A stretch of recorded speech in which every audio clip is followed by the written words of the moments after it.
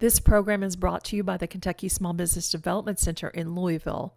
We provide the professional expertise, tools, and resources to help you succeed. To connect with a business coach, call 502-625-0123 or email sbdcinfo@uky.edu.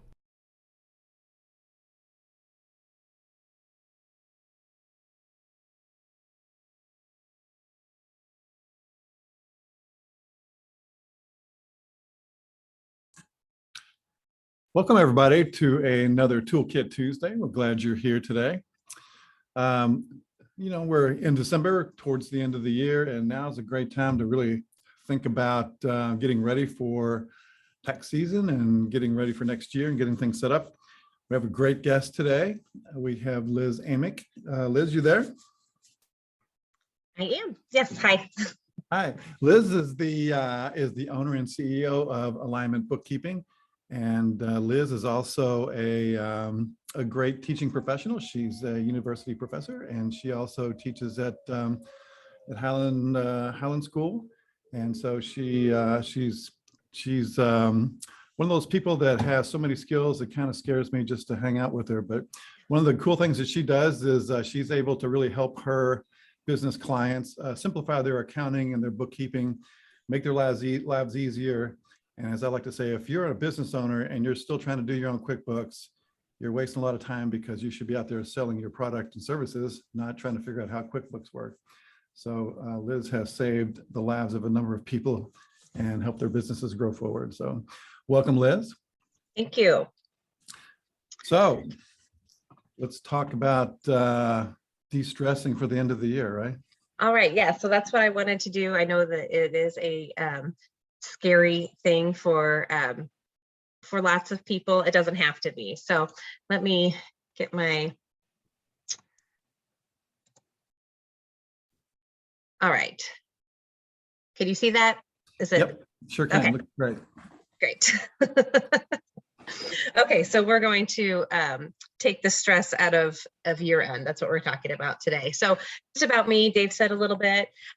I have been a lot of things. I've been a freelance bookkeeper since 2016. And then during COVID and all of that, I'm sure everybody understands, I decided to go ahead and take the leap to become a legitimate business and not just an independent contractor. So I've been doing that since about April of 2020. I made the decision pretty quickly and have been in business since 2020. And I'm actually right now beginning to study to take the exams to become an enrolled agent through the IRS, which basically means I can do taxes. And so I'm one of those nerdy people that actually likes to do taxes. I was reading a book about small business tax deductions last night, and my teenage son was like, "Oh, Mom, like, why would you want to read that?" And I'm like, "It's really interesting." So that's just me. Like I said, I've done a lot of things in my life, but it always seems like what I've ended up wanting to do is help people. As Dave said, I teach little kids and I teach young adults as well, and kind of like getting used to college and becoming an important member of your community kind of thing. So I love helping people. I have all types of clients, general contractors, landscapers. I have an architecture firm. I enjoy working with all types of people, but mental health practitioners and wellness professionals are some of my most common clients. I have a nonprofit, and even a lactation consultant is one of my newest ones, and I just love working with her. So I do enjoy the numbers, but I also like teaching. And so that's why I'm here today. I like to kind of put these things together for you. So just a disclaimer. First disclaimer, I have a bad cold. So if I sound funny, that's why. Second disclaimer, this is for informational purposes only. It's not meant to be accounting, legal, or tax advice because I don't know your situation. So just keep that in mind. And anything that you get from this presentation, I advise you to take it to your tax expert and figure out what works for you. Okay, so I told you about me. I wanted to know about those of you that are visiting today. So if you can on another device or another screen, go to menti.com. You can see it here on the screen. And use code 58461665. Then you can get answer some of these questions. Okay, so I'm going to stop this screen and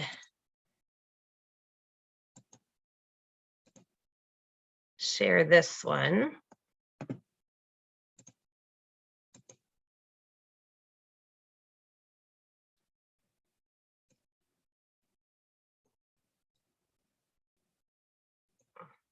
Okay, so the first question is, can you all see this, Dave? Can you tell me you see it? Yep, we're good. Okay, so it's almost tax time. Give me 3 words to describe how that makes you feel.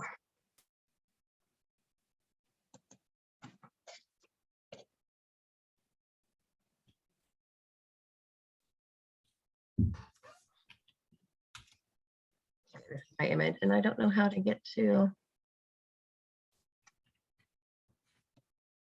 Oops.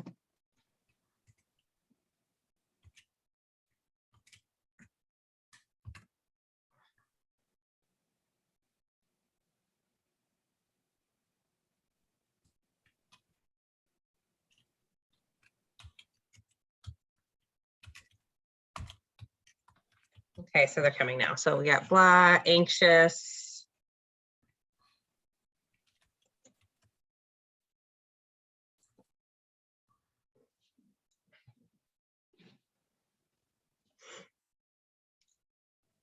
Scared, disorganized, worried. Nobody's excited. I find it exciting. I'm such a nerd though. Well, I can definitely help with some of this stuff today. I think disorganized is something we all feel a lot of all the time. And what I'm going to do today is give you a checklist on what to do for the next 6 weeks to get through this time. So you're not as anxious or worried or scared. All right, so let's see. So Liz? Yes. Sorry, it's Janet. So Yeah. can you just step back a couple screens to the website with the code again? Oh, sure. Yes. It's right at the top of the screen there. Is it? See, it says menti.com. Oh, yes, Oh, it goes there to it is. menti.com and use the code 5846. Right. Okay, so folks, you can see that right up there at the top. Yeah, and honestly, I should have just told you all about this one at the beginning because it's we'll be using this throughout just to keep it a little bit more Right in the interactive. chat. Thank you.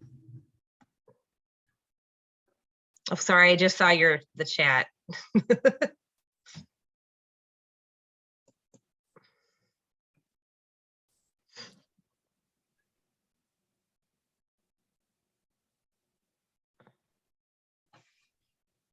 This GIF or whatever that I chose is making me, so we're going to move on to the next one.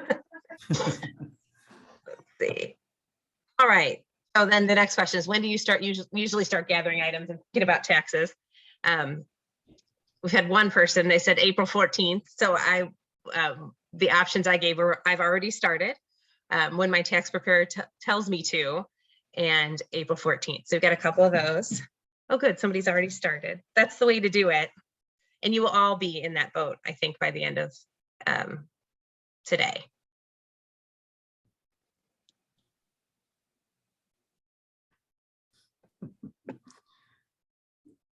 This says, are you organized? My little thing, it's cut off.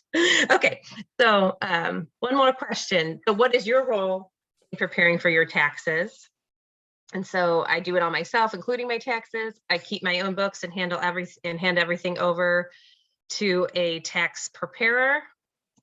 I have someone in-house in my business that handles it all, and I have a bookkeeper who works with my tax preparer.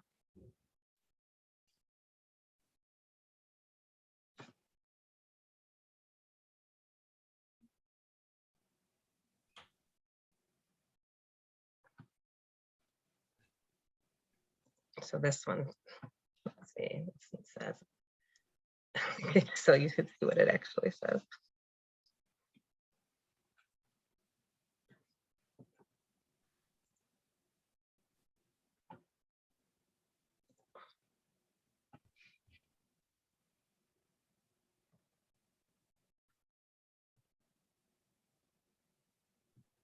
Okay, let me see if I can get this to the next one. Okay, and then one more question before we get going. Do you have a separate bank account for your own for your business? Yes, no, and yes, but they're all mixed together.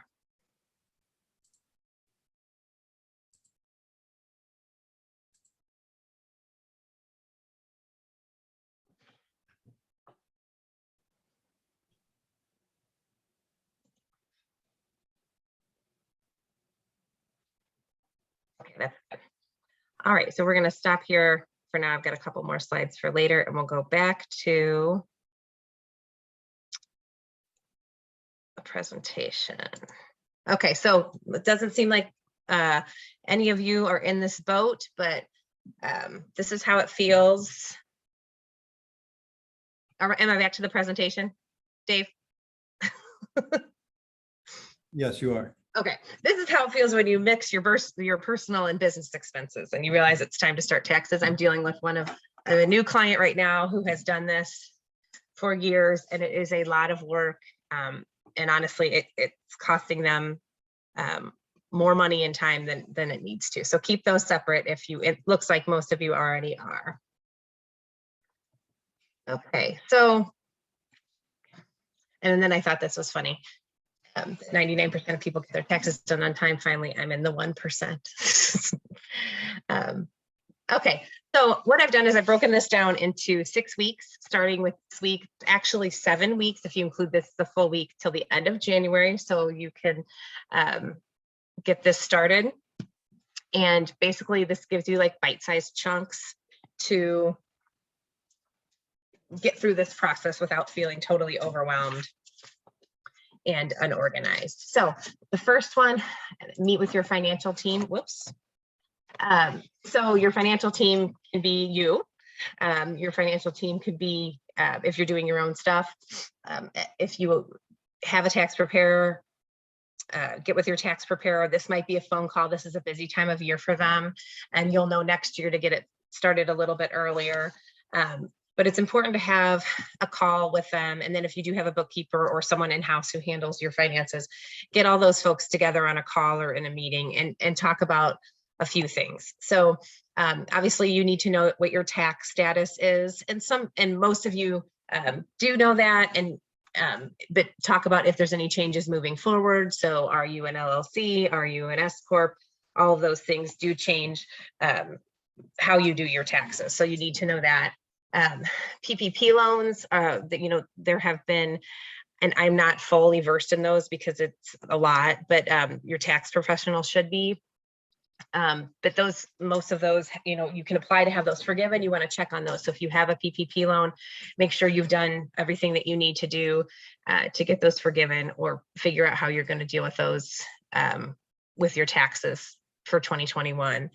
And then also there are, with the American Rescue Plan, states and cities have gotten some money.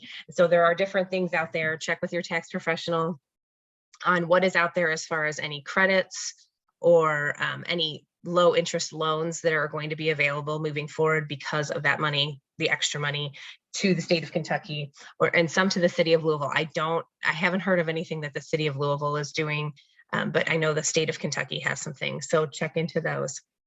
And then what you also need to get from them or with yourself is year-to-date financial statements. So basically how much money you've made so far, what your income has been this year to date, and what your expenses have been to date.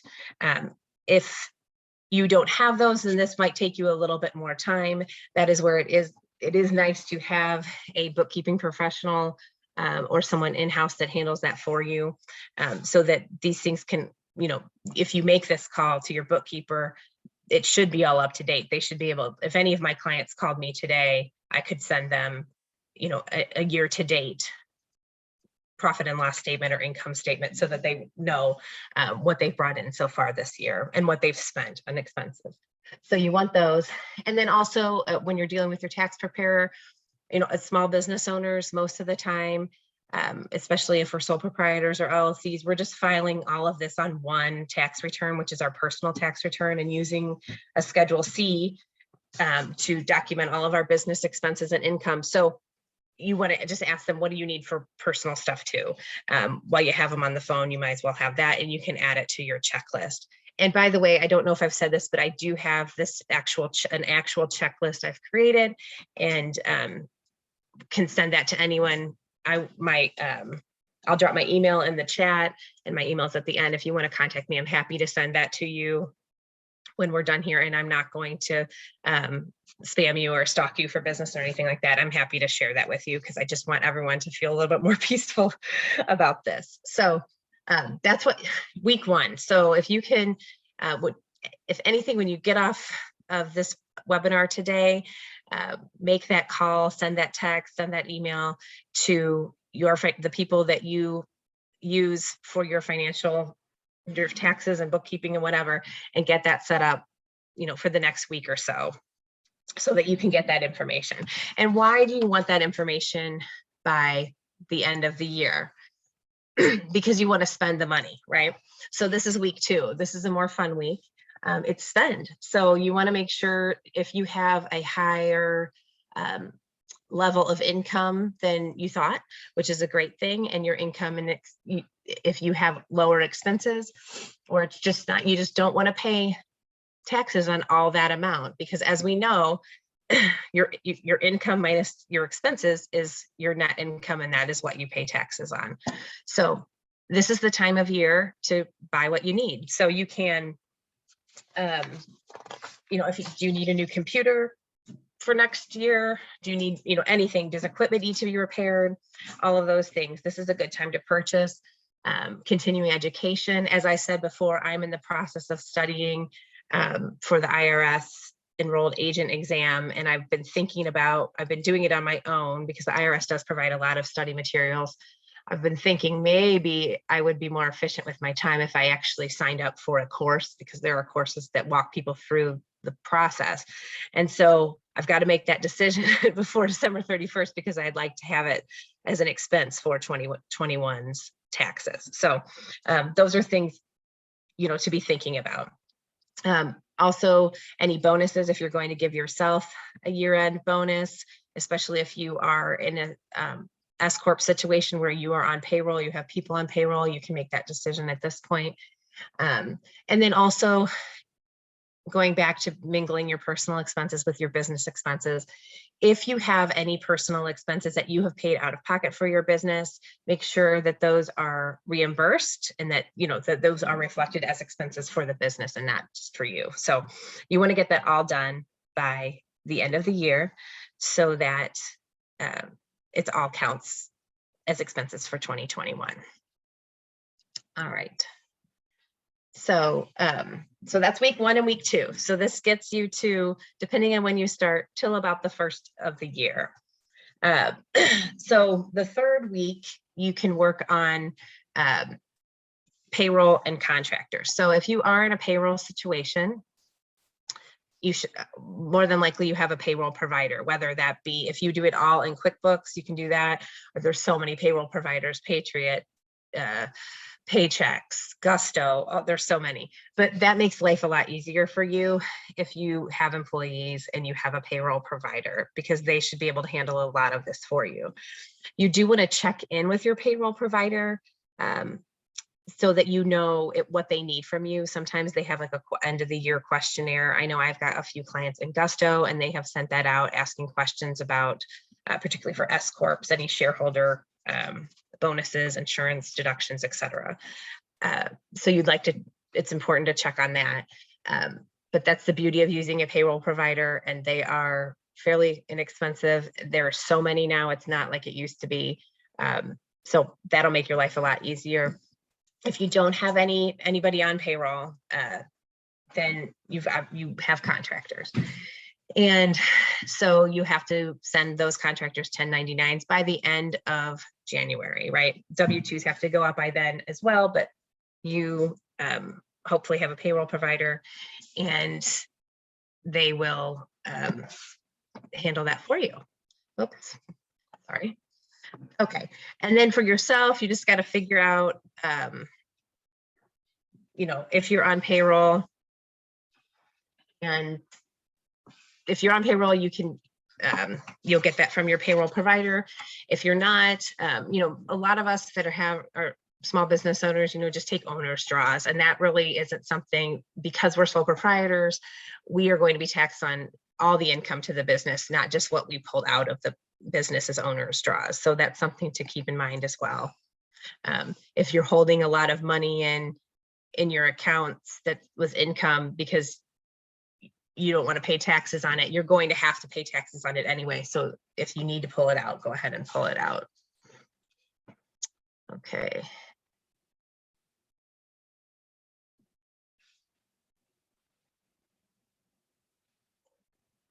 All right.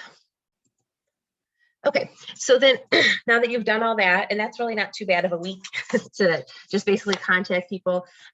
Going back to that one other thing, if you have contractors that you don't have W-9s for, you're going to have to track those people down. And I have a couple clients that are new to me and that are in this situation, and we are meeting later this week to discuss it now, because we have to get those to them by January 31st. So there are some people that are going to be harder to find. There are ways to do it, to send them a secure form online to have them do that. You can do that through the IRS website.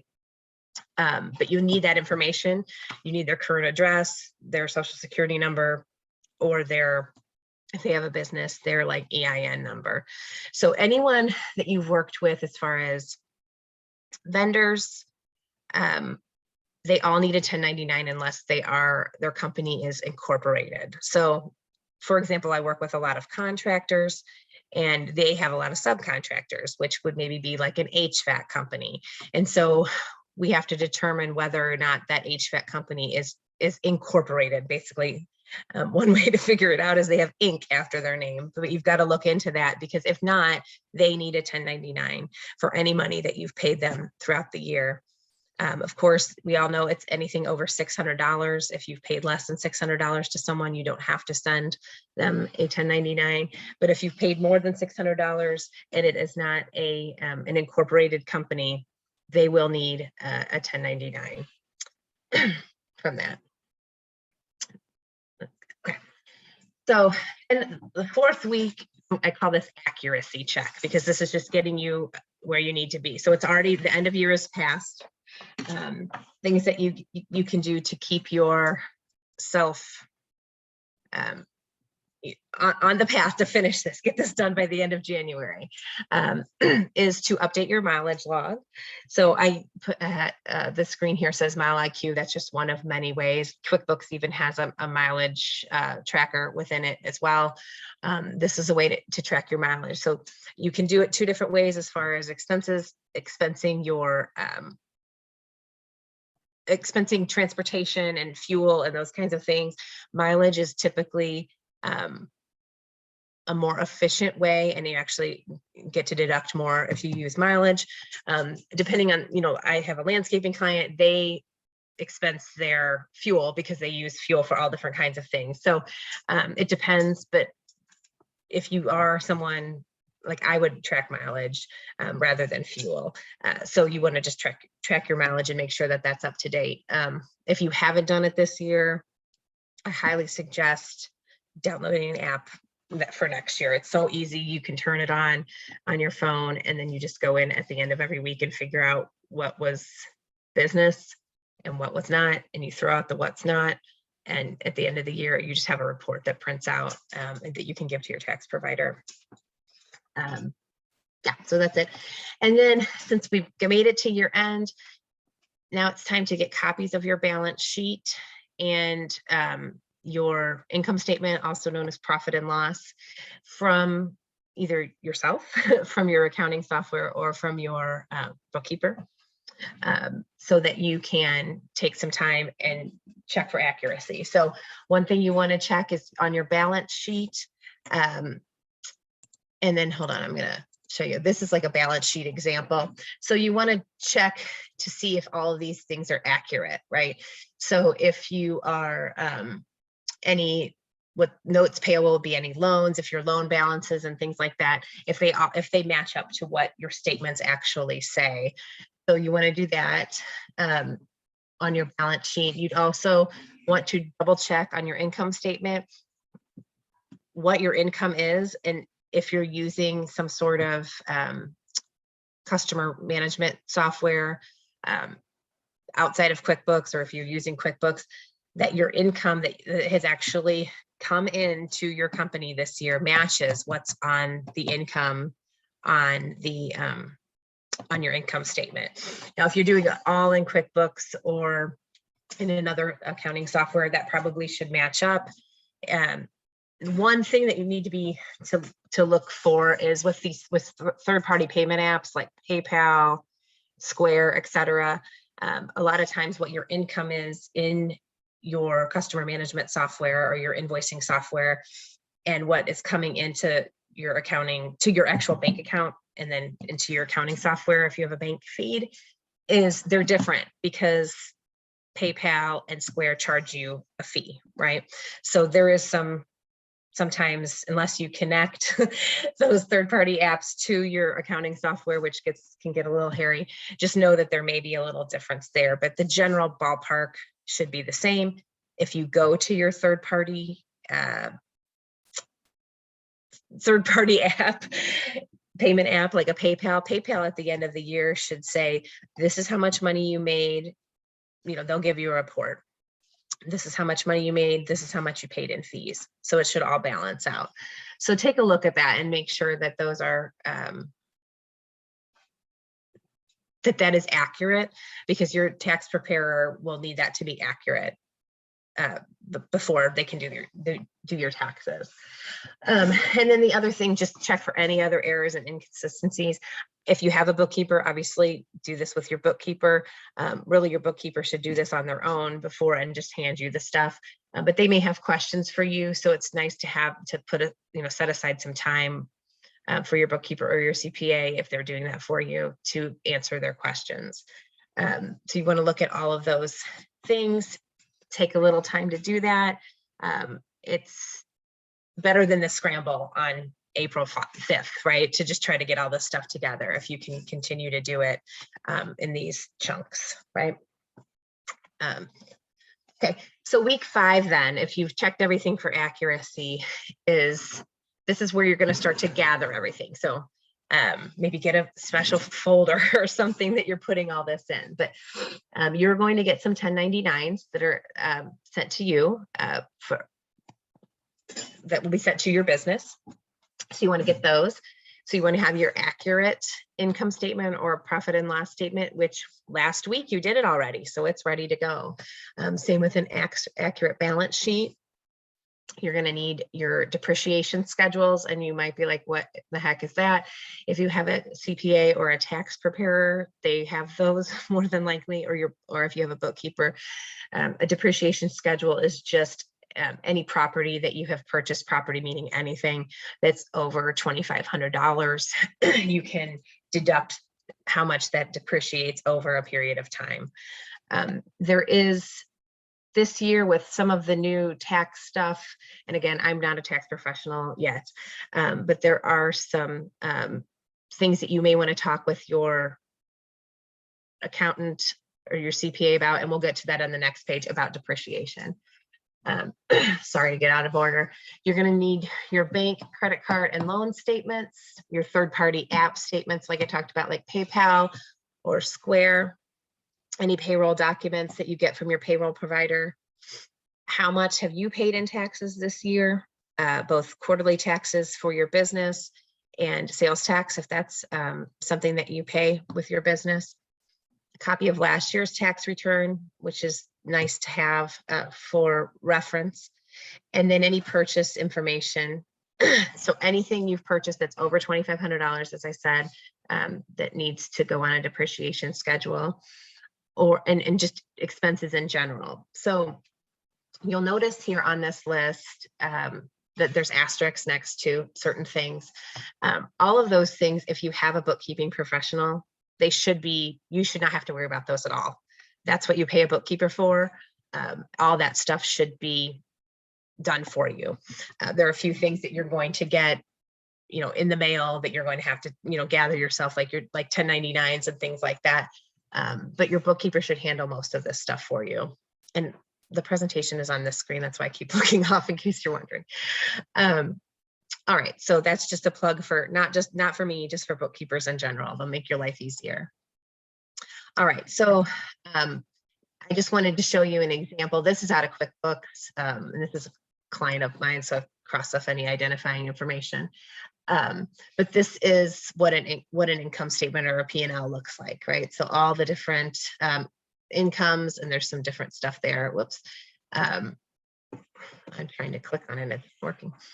And then just all their expenses, right? So you're seeing that the total income is a lot higher and then the gross profit, which comes, subcontractors and things like that come off, and then all the expenses. So this client is working her buns off right now to buy some stuff because she has a high level of income for the year, higher than she thought. So that's one reason you want to get this, a year-to-date one, in around now, if you can. Definitely, before the end of the year, so I gotta spend some money. All right. So there's the balance sheet example. And then just a few other things, expenses that are things to gather and discuss with your tax team. We've already talked about mileage. If you work from home, there is a home office deduction. There's many ways to calculate that. And you need to talk to your tax preparer about that. And if that works for you, different asset purchases, of course, which I referenced before, but your tax professional needs to know about those so they can put them on depreciation schedules. There is, and I think it was started in 2018. And again, I'm just learning all of this and just soaking in what I know from my clients. There is a possibility right now of what's called a first year bonus depreciation, where you take basically deduct the expense for the entire item over $2,500. There are rules surrounding it. Ask your tax professional about that. Other things, personal contributions to the business. So if you put cash into your business, those kinds of things. Meals. Again, this should, if you have an accounting software, whether you're doing it yourself or you have a bookkeeping professional, this should all be taken care of. So there's different categories for meals, like whether you're traveling or whether you're networking or whether they're just regular meals. They're deductible at different percentages. Retirement fund contributions, and this would be regardless of whether of this tax status of your business. If you have if you're a sole proprietor, there's ways that your retirement contributions can be tax deductible on the personal side. If you're an S corp, there's ways that it can be deductible, or at least part of it, on the business side. So you want to bring that to the table and tell your tax professional, hey, I contributed $200 a month this year to an IRA or whatever. Things that you've done to repair, replace, and add new equipment. Again, that's part of your spending, end of year spending, but you've spent all year. So those kinds of things you can bring to your tax professional. Again, if you have your books all up to date, it should all be in there. Any charitable contributions. And then there's something called the qualified business income, QBI deduction. You want to talk to your you want to talk to your tax professional about that to see if your type of business qualifies, if your income level qualifies, and if you are a pass-through business, which is what qualifies for that. So these are all things to gather and discuss with your tax team. All right, so this year. I've given you 6 weeks, and like I said, I will provide anyone who wants it with that checklist.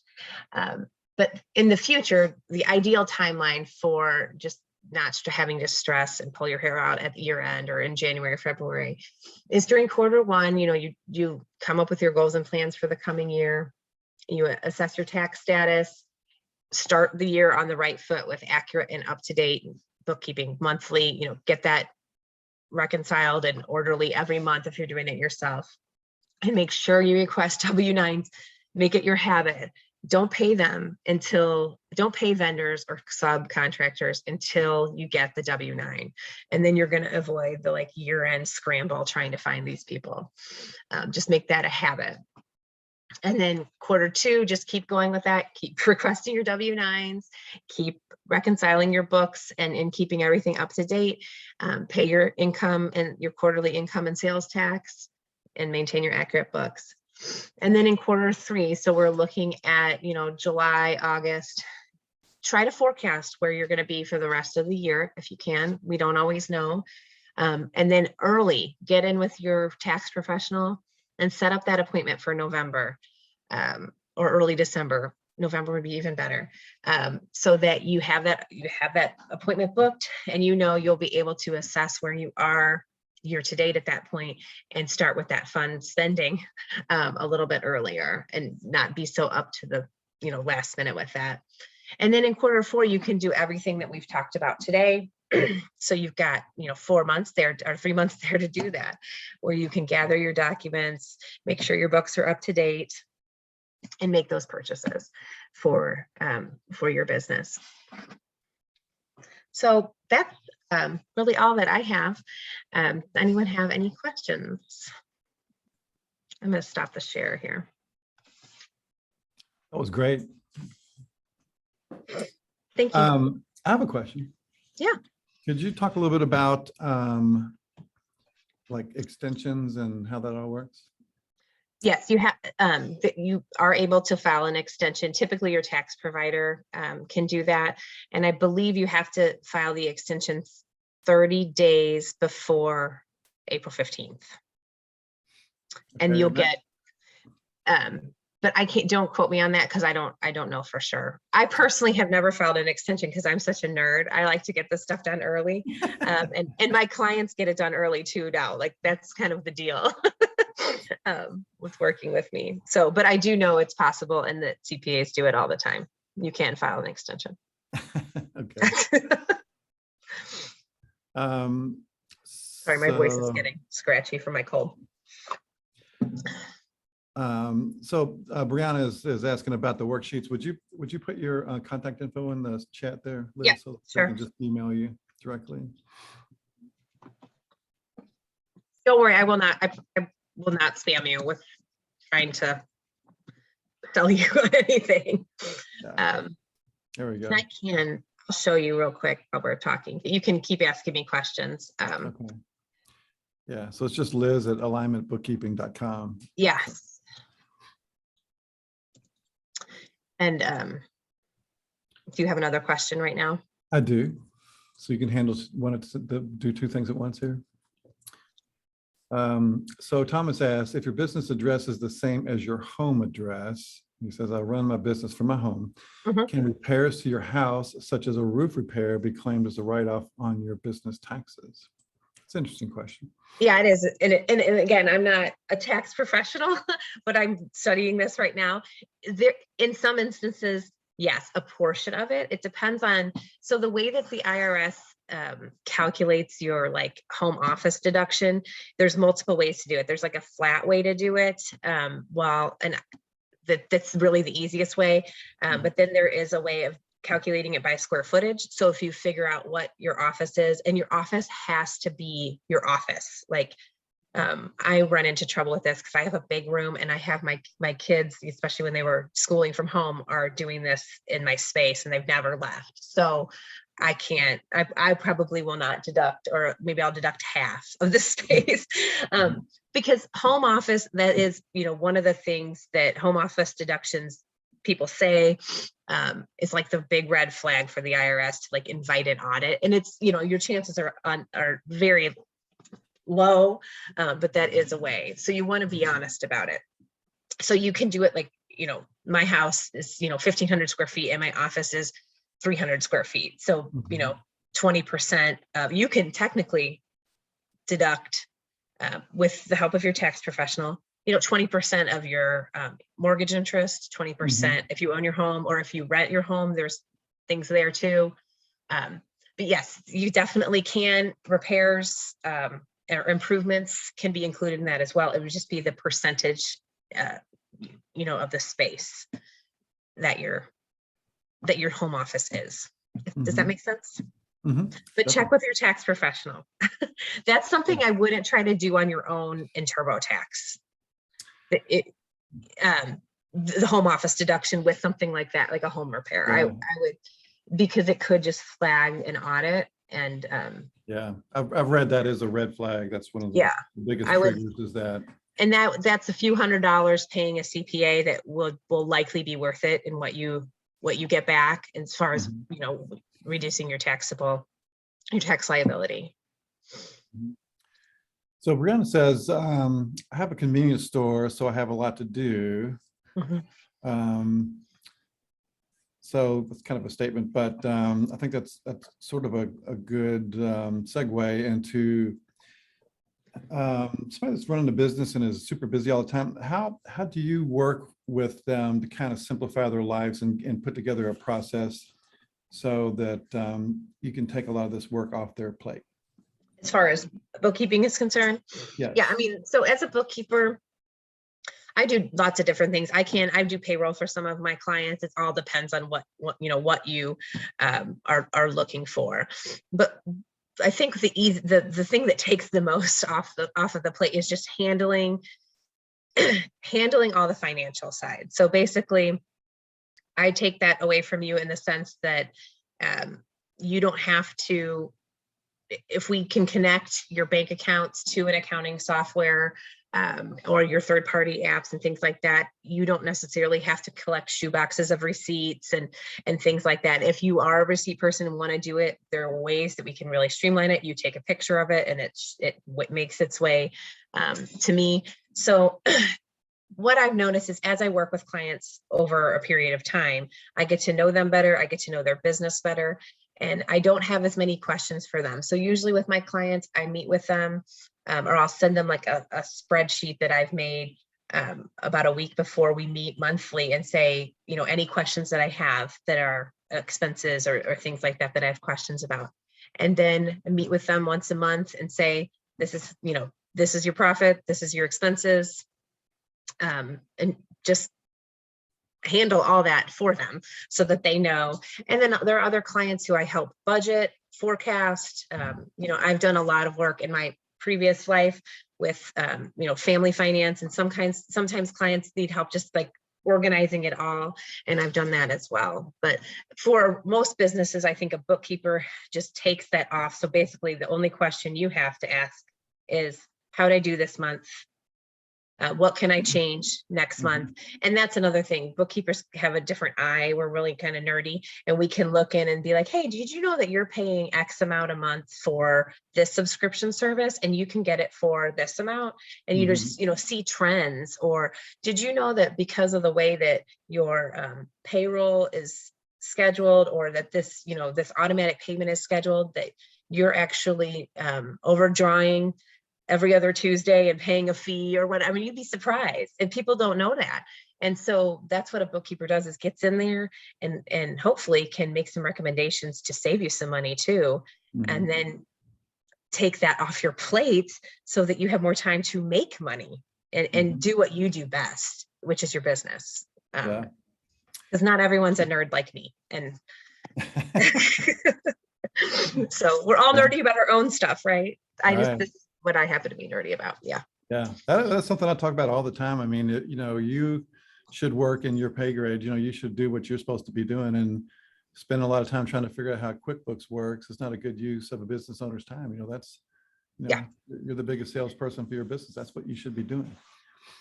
That's my opinion too. But I mean, other people like to do it as well. So, and that's something else bookkeepers do, is when you've tried it yourself and it's not working, we can come in and help you with that and help train you if you really want to hang on to it, or your cousin wants to do it for you or whatever.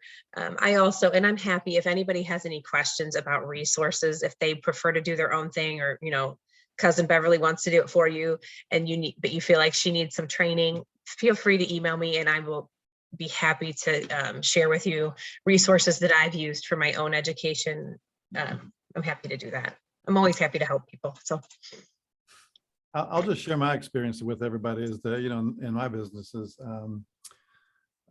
it's kind of set up two ways. Like one business, all the bills go directly to the bookkeeper's office, and then it's all inputted and all the checks show up on bill.com, and then I get an email saying, the bills are ready, and I can go through and approve the payments as I want. And then on Thursday, I get an email that shows a little dashboardy thing that shows me what all the balances are in the different accounts, and kind of a little summary of some trends. And so it's pretty simple and easy, and I get to focus on tons of other stuff. So, Charlotte says, yes, this webinar is being recorded, so you can watch this as many times as you like. Yeah, Can help people go to sleep. absolutely. Right. Right. Here, So, I did want to share real quick what this looks like, just so that if anybody's interested, that Okay. this year, end of year, is it coming up? yep, It's we got it. basically like everything we just went through, and it's got, I like boxes to check off, tells you what to do. Right. So I'm happy to send that to anybody who wants it. So Thomas says, I just started my business, so I haven't had to file any taxes yet. How do I calculate my estimated taxes that I need to pay quarterly? That's a good question. And again, if you have a CPA, they might know a little bit more. It all depends on your situation. Mhm. But what I've been taught is to put aside 30% of your income. And then once you've made once your income, your net income, so that's income minus all your expenses, which in your first year, it may, this might be, your income might be high and your expenses might make your net income very small when you're getting started. But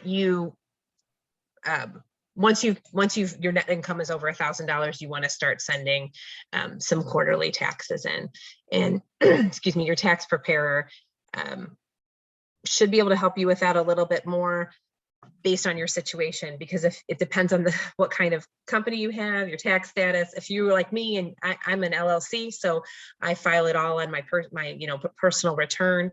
I have to take into account my other income from other gigs, W-2 income, and to figure out what you think you're going to owe at the end of the year. But So Liz, do you recommend opening a tax account and banking money that way, keep it separate?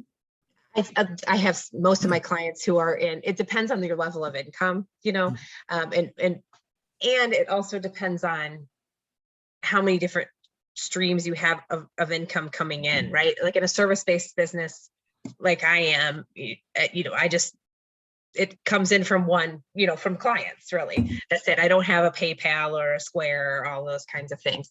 But yes, that is a nice way to do it. To open a separate account and to have that, take that. So you get $1,000 from a customer, move 300, wave 300 right away to that tax account. So you have that, and more than likely, depending on your situation, you're not going to have to pay 30% in taxes, and then that's like an extra, woo, at the end of the year. Yeah. Yeah. Yeah. Let's see. I think that's all the questions we have. So if you have a question, now's your chance. Get it right in there. Yeah, I don't see any other ones. So Liz, what would be your number one tip to everybody out there to do today? Make an appointment with your tax preparer for sometime in the next week or two, so that you can figure out that and determine what your year-to-date income is, and try to get your expenses up to speed, so before December 31st if you need to spend money. If you have money to spend, right? Yeah, like the client that I just showed you, like she's spending money like left and right. She's trying to figure out do my employees need a new computer, whatever, those kinds of things, which is a great problem to have, of course. But yeah, you want to figure that out. That's Okay. the first. And then I always, one of my favorite sayings is how do you eat an elephant? One bite at a time, right? And that's what I tried to, not that I eat elephants, but it's just a phrase I use with my children when they have like a science fair project, and I'm like, well, just take it one step at a time. And that is why I made this checklist. The idea of this webinar kind of spurred me forward to make it, but I had been thinking about making it for my clients as well, although they don't necessarily have to do many things because I've done a lot of it for them. But yeah, just it's step by step. I know it's overwhelming, but if you break it down into manageable steps, it's not as painful. Yeah. So if I'm sending in 30% quarterly and it's more than I need to send in, what happens then? Do I get a refund or a credit? Yeah, it'll credit you. You'll on your tax forms, it'll, there's a line that for what you've paid so far, and then you'll be credited for that. And then it'll be determined what your actual tax due is. And then that's what a refund is. Many of us who personally get refunds, it's because we've had money taken out of our checks all year long. And then when everything's deducted and calculated, we don't owe as much as we've paid. So that's what a tax refund is. Okay. Yeah. Awesome. All right. I don't see anything else. Well, Liz, I really thank you for joining us today. That has been really, really great.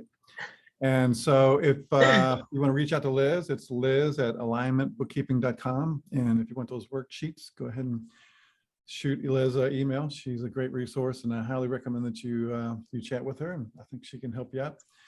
Yeah, and like I said, any questions, and you do not have to be interested in hiring me as your bookkeeping professional. If you have any questions about training for yourself or I'm always happy to answer questions. I think that, building relationships with other small business owners is one of the best perks of it, and we should all help each other out. And I'm sure Dave agrees to that, right, Dave? Yes, I do. Let's see. Put this in here for Brianna. Yep. So I just put that in the chat again. Yep. Liz, And then I do have a website. So it's just alignmentbookkeeping.com. And just remember there's 2 O's, 2 K's, and 2 E's in bookkeeping. That's what throws everyone trying to type that stuff. But so if you, for some reason, can't find me on email, you can go to my website and find me there. Yep. Liz, thank you so much. Yeah, thank you all, and have a nice, hopefully you can have a relaxing holiday if you, work through your checklist, you're on track. So if you go through the checklist, there's no stress, right? That's the point, right? That's why we make lists. That's what I'm a list maker, clearly. So Obviously. Yeah. All right. All right. Well, Thank you so all. much. Thanks everybody for joining us for another Toolkit Tuesday, and we'll see you on the next Tuesday. And we'll send the recording out a little bit later on today. So stay tuned, everyone. Okay. Thanks for inviting me. Bye, everyone. Bye.